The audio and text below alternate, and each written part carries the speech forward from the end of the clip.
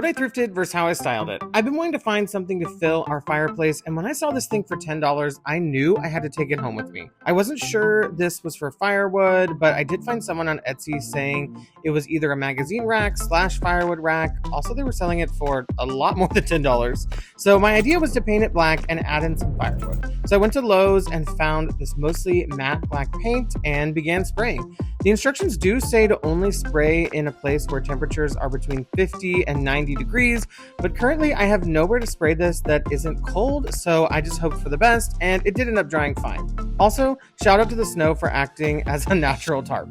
Once the top and bottom sides were painted, the paint had dried, and my backyard looked like a small bomb went off in it, I picked out my logs.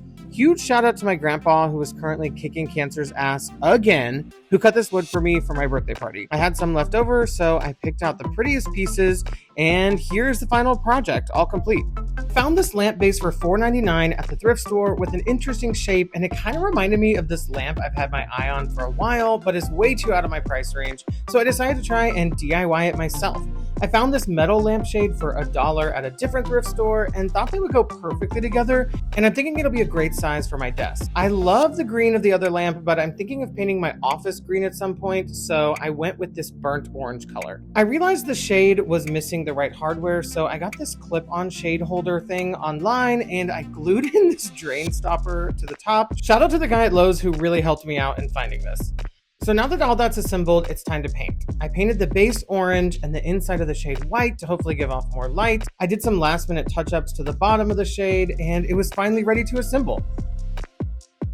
I am absolutely in love with how this came out. I think the shade fits it so perfectly. I'm happy with the color choice, and I just love the overall wiggly shape of this thing. Found this brass, hook hanger thing, and I wasn't exactly sure what I wanted to do with this, but I thought maybe it could go on my patio and hold a plant. But then I found this little bird cage. It's wrought iron, and I think the vibe kind of matches well with the brass one, and I figured we could use it as a candle holder.